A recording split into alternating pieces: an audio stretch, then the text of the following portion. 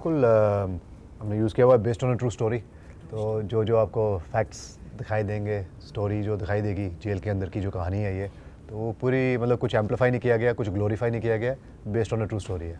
नहीं नहीं, ऐसा तो नहीं चाहते थे कि इन पे फिल्म बने कि मतलब अनफॉर्चुनेटली वो जेल का इंसिडेंट हुआ and then when he came back तो उन्होंने एक जर्नल लिखा था विच वाज रियली इंटरेस्टिंग। ये बुक लिखना चाहते थे बट जब पढ़ने के लिए दिया then I thought me, my wife, producer and Vikram, our writer, we all instantly clicked and we thought इसकी तो फिल्म बननी चाहिए, you know, and then I approached him कि यार फिल्म बनाते हैं इसका, this is really good. So वो था and it's not based on like real life, मतलब it's not like his life story, ये biopic नहीं है, this is only on the incident of that one dark phase of his life. Challenging तो था but honestly इसका श्रेय जाता है हमारे डायरेक्टर को, बिकॉज जो वर्कशॉप्स कराई, जो खुद मुझे जो काम निकालना था, एक एक सीन जो निकालना होता है ना, तो वो डायरेक्टर के हाथ में ही है। सो ऊपर से एक्सपीरियंस था थोड़ा सा, I had seen jail up close, so वो जो एक्सपीरियंस अंदर रहने का था वो शायद फिल्म में थोड़ा सा बाहर आ गया है। Workshops helped, Shahnawaz Ali sir ने जो टिप्स दिए थे कि इस सीन को ऐसे कीप इट नेचुरल, तो वही रखा है। ऊपर से शिल्पा थी घर पे, जो मैं स्क्रिप्ट पढ़ रहा था, शी से एक कीप गोइंग बैक टू उस दिन जब आप जेल में थे, याद करते रहो और फिर जो इमोशन उस टाइम बॉडी में आ रहा है उसी को आप इमोट करो, तो जितना नेचुरल लगेगा उतना बेटर है। तो प्रेशर तो था काफ़ी सारा, एक तो फिल्म बन रही है और ऊपर से उसमें खुद काम करना है, और मेरा बैकग्राउंड एज एन एक्टर नहीं था। बट आई थिंक जैसे आपने बोला आपको ट्रेलर पसंद आया, so that's my win, that's our win as a team, कि सबको ट्रेलर पसंद आए तो कुछ तो सही किया होगा। उसका वही टिप था, उसका वही एक टिप था, that Raj keep it natural. उनका भी जितना फेथ मेरा है शाहनवाज अली पे, उतना ही फेथ इनका था। तो शी सेड जो डायरेक्टर बोले that's your final take, and workshop तो की था मैंने। एक अवनीश मिश्रा करके एक मेरे एक्टिंग कोच थे, जिन्होंने पूरी मुझे ट्रेनिंग दी, हेल्प किया, एक एक लाइन को ब्रेक डाउन किया, इमोट कैसे करना चाहिए। थोड़ा सा मैंने कोर्स किया था एक नवरस को सीखने में, कैसे कैसे अलग अलग रस की एक फिल्म बनती है। तो अगर मैं किसी चीज़ में घुस जाता हूँ तो I want to learn it properly, मैं हाफ हार्टेडली कुछ नहीं कर सकता। तो मुझे लगा अगर ये फिल्म आ रही है और एक मौका मिला है खुद का किरदार करने का, तो I have to be true to the script. Sir Arthur Road jail के बाद सर मैंने सारे बिजनेसेस छोड़ दिए फ़िलहाल, तो I am not taking interest in business. वो जो टाइम था it was very difficult time, and जब मैं अंदर गया था तो कुछ 4000 लोगों की रोज़ी रोटी जो चलती थी मेरी कंपनीज़ के थ्रू, वो शिल्पों को बंद करना पड़ा बिकॉज वो संभाल नहीं पाई। मैं अकेले बिज़नेस संभालता था, वो तो या तो एक्टिंग संभाले, घर संभाले, तो बिज़नेस संभालना मुश्किल था। सो बाहर आने के बाद I just felt somewhere little bit dejected. मुझे लगा कि बस यार बहुत हो गया, अभी थोड़ा टाइम फैमिली के साथ। मुझे राइटिंग का शौक है, थोड़ा लिख रहा हूँ, और एंड ये फिल्म भी आ गई तो I am enjoying this phase also. कोई एक्सपेक्टेशन नहीं है, बट ये है कि थोड़ा अभी मैं अपने ही उसमें ले रहा हूँ। You know I don't want to just, there is no agenda. मैं कुछ कर रहा हूँ तो I am doing something that makes me happy. अगर मैं कुछ नया सीख रहा हूँ, कुछ नया कोर्स कर रहा हूँ, फिटनेस पे ध्यान दे रहा हूँ, अभी मुझे डायरेक्टली कोई बिज़नेस नहीं ऑपरेट करना। कुछ इन्वेस्टमेंट्स है यहाँ वहाँ, वो ठीक है, काम चल रहा है, बट मुझे डायरेक्टली कुछ काम नहीं करना। अभी आई हैड इनफ, हो गया बहुत। नहीं अभी लिख रहा हूँ, अभी I have not decided book बनेगी, फिल्म बनेगी, सीरियल बनेगा, बट मुझे लिखने का शौक है स्टोरीज़ का, and I put stories together, और specially true stories. I think इस देश में काफ़ी सारे ऐसी कहानियाँ हैं जो we can bring to the public. So I like true story genre, ये जॉनर बहुत इंटरेस्टिंग है।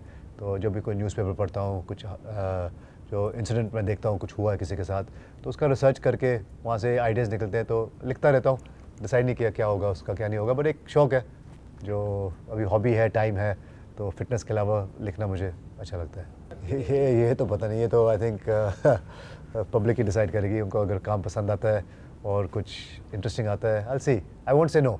ये कहते हैं नेवर से नेवर, कई बार आप बोलो कि नहीं मैं नहीं करूँगा और वही होता है जो आप बोलते हो नहीं कहूँगा। तो I am just taking each day as it comes. मुझे वो नहीं है, मैंने कोई, ये फिल्म कोई एजेंडे के लिए नहीं बनी, इट वाज एक क्लोजर था, थोड़ा सा एक पेन था यहाँ पे, तो मुझे ये चैप्टर को बंद करना था प्रॉपर्ली, और इस फिल्म के माध्यम के थ्रू ये मैं चैप्टर बंद कर रहा हूँ। राजेश जी ने बोला ना कि ज़िंदगी लंबी नहीं बड़ी होनी चाहिए, तो आई थिंक काफ़ी काफ़ी बड़ी हो रही है।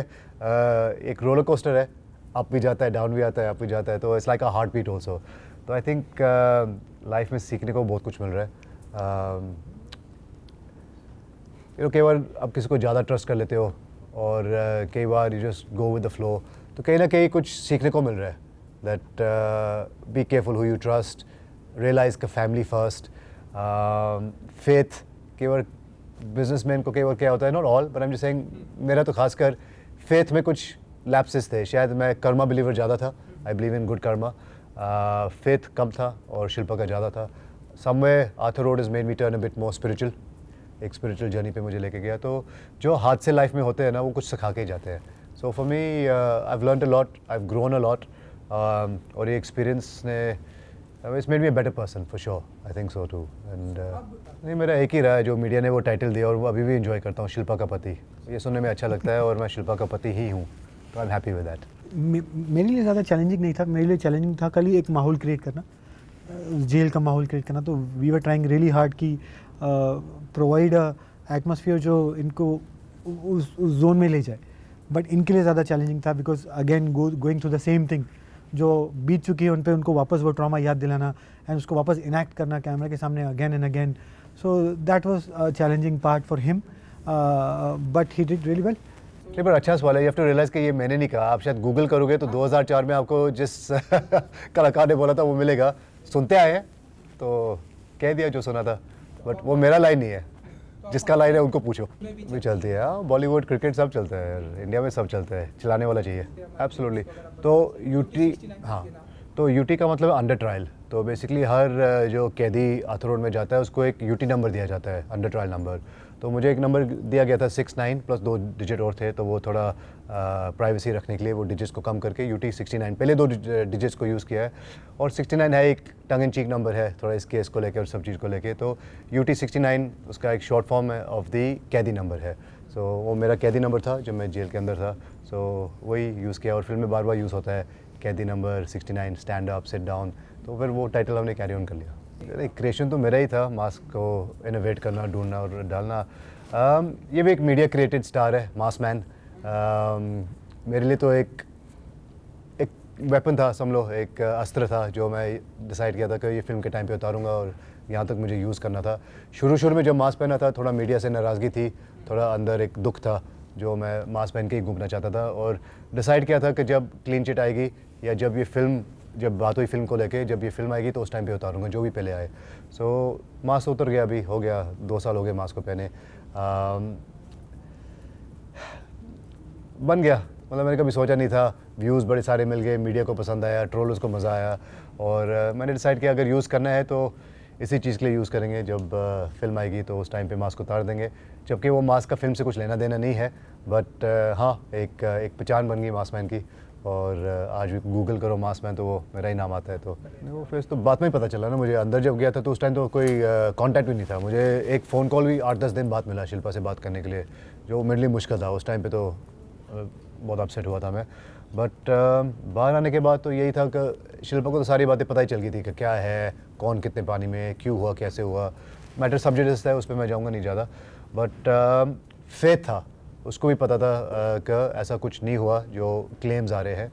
तो हमको तो बस यही वेट करना है कि laws of the land decide करेंगे। मीडिया का काम नहीं है डिसाइड करना कौन गिल्टी है कौन नहीं है। तो वो जब जज अपना अनाउंसमेंट सुनाएगा तो उस दिन we will take a call कि लाइफ में क्या करना क्या नहीं है उस टाइम पे। बट फिल्म बन गई, इस चीज़ को लेके कभी सोचा नहीं था कि कभी लाइफ में कभी फिल्म बनेगी, और उसमें ये भी नहीं कभी सोचा था कि फिल्म में कभी एक्ट करेंगे। मेरा काम तो पर्दे के पीछे रहना था, शिल्पा का काम था पर्दे के आगे आना।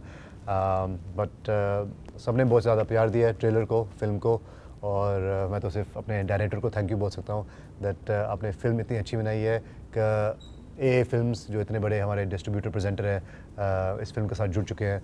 तो वो हमारे लिए एक ऑनर है, एक बड़ी रिस्पेक्टफुल बात है दैट अच्छे नाम जुड़ रहे हैं।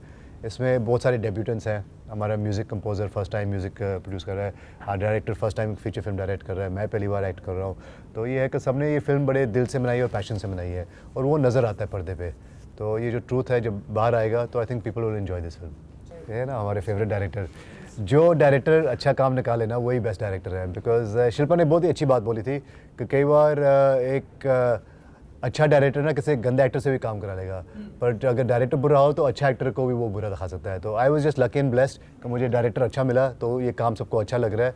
अगर मुझे डायरेक्टर ठीक ठाक नहीं मिलता ना तो शायद ऐसी फिल्म नहीं बनती और ऐसे परफॉर्मेंसेस निकल के नहीं आते। सो अभी मैंने आगे का सोचा नहीं है, मतलब मैं अभी I am living each day as it comes. अभी फ़िलहाल ये है, अगर कुछ आगे जाके होगा बनेगा तो लेट्स सी, लोगों को काम पसंद करने दो। माय फेवरेट एक्टर मेल में रणवीर सिंह, फीमेल में दीपिका पादुकोण, एंड घर में तो है ही हमारी शिल्पा शेट्टी। तो अभी तो उसकी हाल ही में फिल्म आई थी Sukhee, for me it's a best performance till date. So I really enjoyed that film. तो ये 3 मेरे फेवरेट है।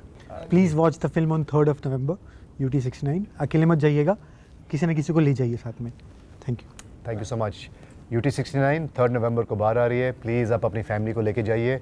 UA फिल्म है, बच्चे भी देख सकते हैं, फैमिली भी देख सकती है। बहुत ही प्यारी फिल्म है, स्लाइस ऑफ लाइफ है और उम्मीद है आप सबको पसंद आएगी।